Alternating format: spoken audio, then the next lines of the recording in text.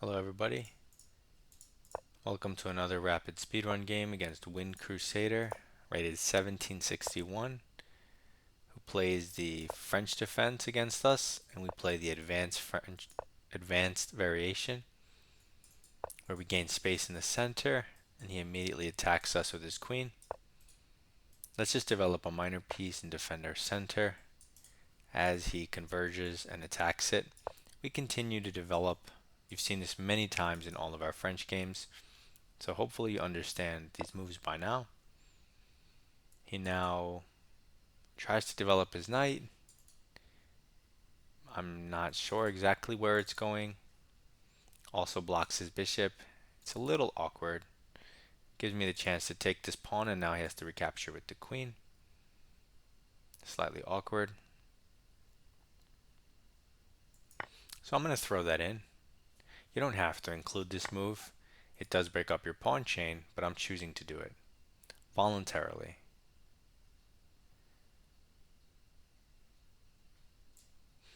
And now I'm going to develop a piece for free due to the location of the queen's position that we just lured it onto c5.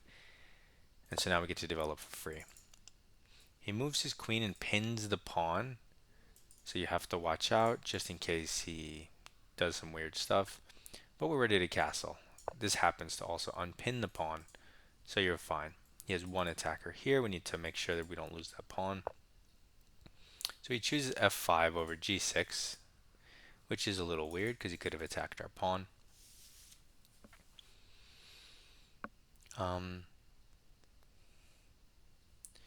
His queen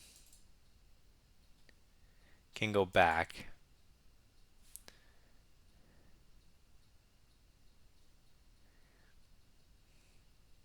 I mean, if we hit the queen, he's going to intermezzo this, takes, he's going to go back somewhere.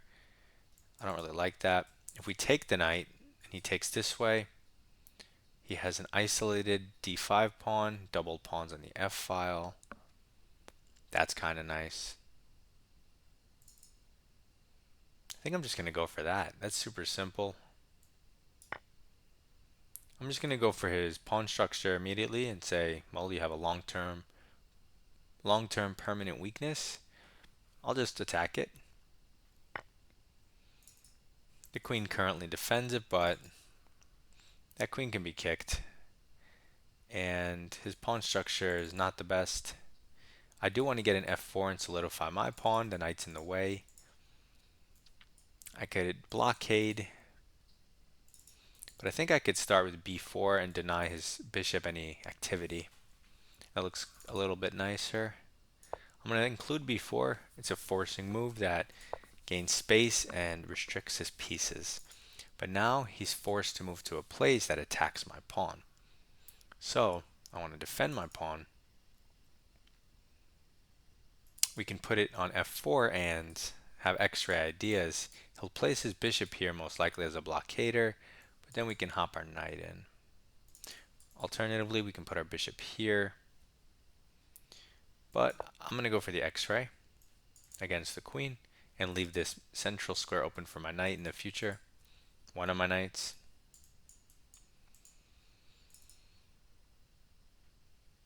And see how he responds. Material's even, but I'd rather be white. I have easy moves. Rook e1, knight remaneuvering here, queen b3, rook a d1, eventually f4, whereas him, okay, one bishop here, castle, h6, g5, rook to the center, but I have the space due to my e5 pawn, and he has the weakness. He moves his queen again. So in order to get out of this alignment, he moves the queen instead of blockading the pawn and developing. So this has to be worse. It also blocks his bishop. Super weird move.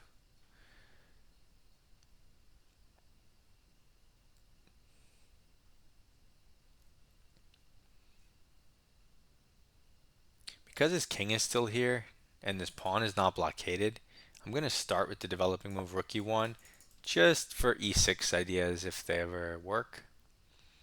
His queen's here, his king's here, so maybe they work one day. Otherwise, I'm going to develop this knight.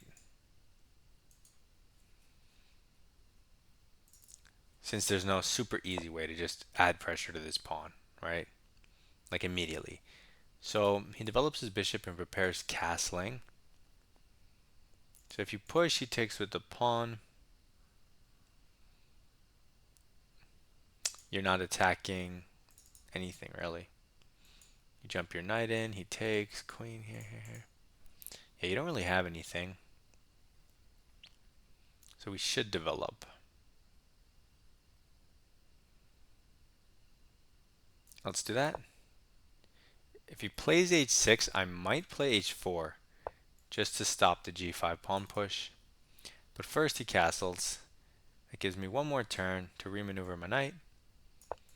And look at these nice squares.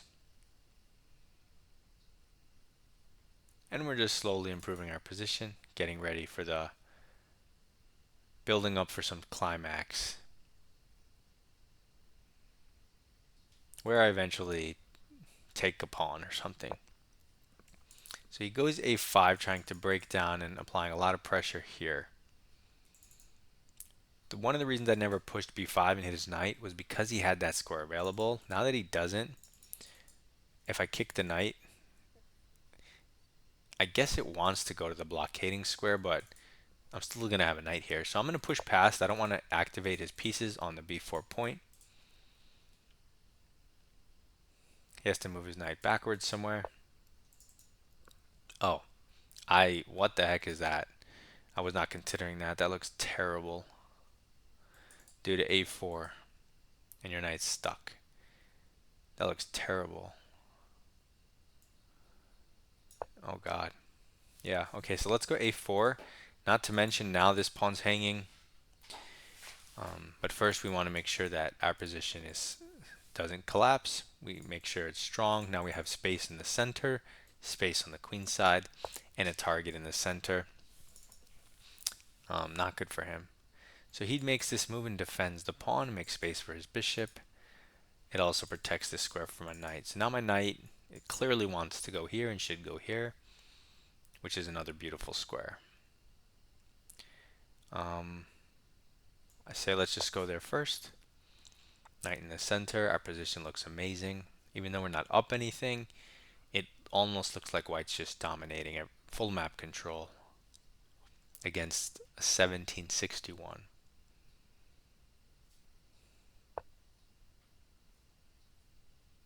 Okay, he fianchettos, but now these e6 ideas might work. They open up our bishop, our knight, very strong.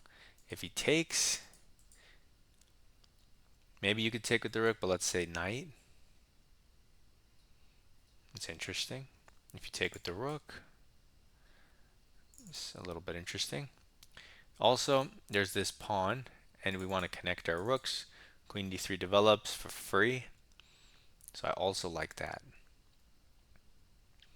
So queen development or e6. Queen development here, then e6. Maybe even stronger. How does he defend that pawn? Okay, let's lift the queen up first and see how he defends his pawn. Is he really going to go g6? Or is he going to look for counterplay or something? Even if he reroutes his knight, it doesn't go anywhere. So he's really in a bind, and all of our pieces look amazing. I mean, once we get our rook in the game.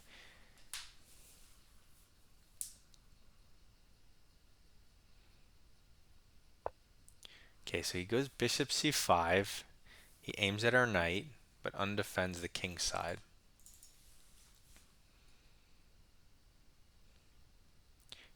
Okay.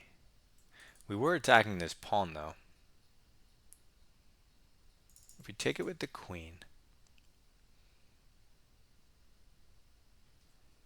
Now, we kind of want the queen, because he doesn't have... All those pieces are on the queen side. Maybe we can checkmate him. You also could play e6 again. But I'm just going to take the pawn because I'm running low on time.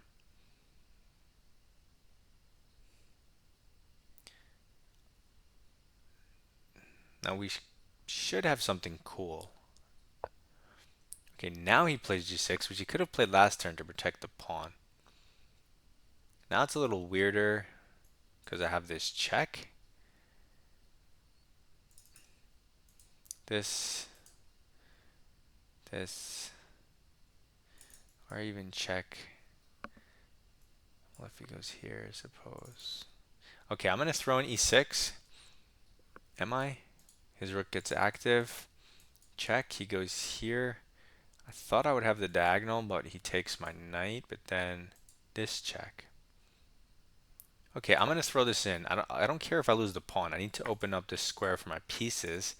He takes, but maybe he's getting checkmated now because this covers the escape. So that was my plan, was to move the pawn so I have access to the dark diagonal and then give him this check because there's a checkmate pattern with this knight and a bishop that covers everything. Now here you might have to adjust because this bishop covers this square, but we do have this square. So he does go up.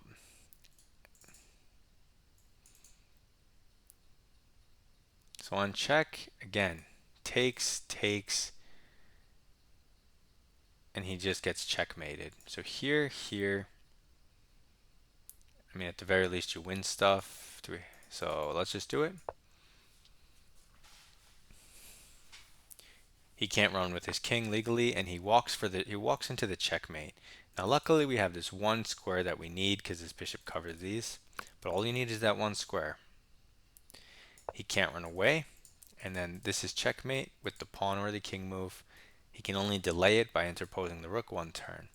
And you can see how he has 9 points of minor pieces that are doing absolutely nothing on the other side of the board. And all I had to do was sack one little pawn in the center to unleash my attack on his king.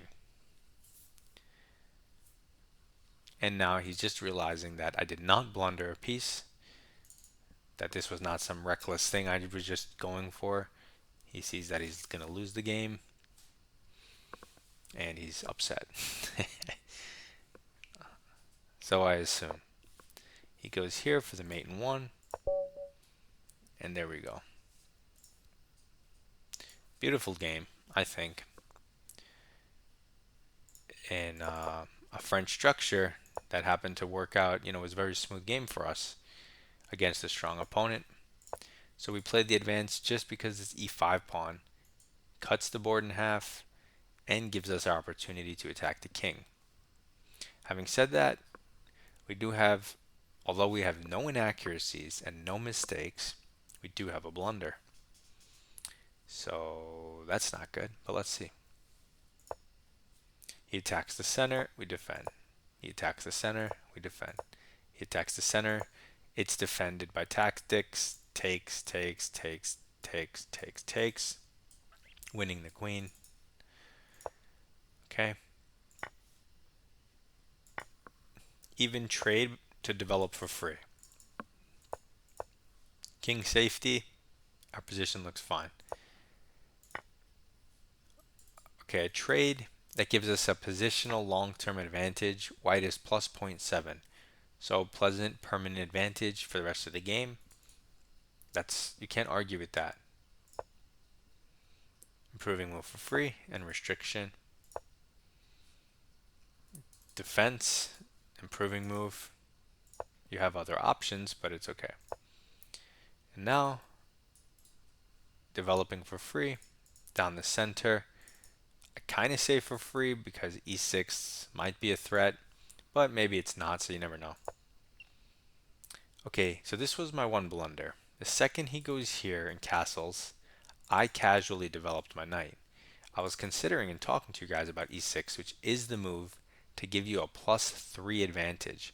I even looked at this for a second. I think maybe it was even here. And I said that if he takes, I'm not actually threatening anything. I know I said that maybe it was on this turn, maybe it wasn't, but it might have been. And now that I'm just looking at it,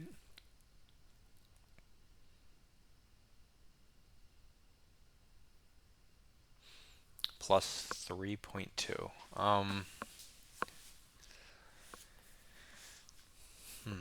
I mean, this pawn's weak, but what am I missing? I'm missing something. I missed this one line. B5. Everything is even. It's a completely equal game, which is how in my head I thought, okay, if I do this, black is going to just be equalized because I don't have follow-up. But I have one move, B5, which I didn't consider in this specific position, but I was always looking at when I should play it when he doesn't have knight A5 like I did later in the game. So B5 attacks the knight.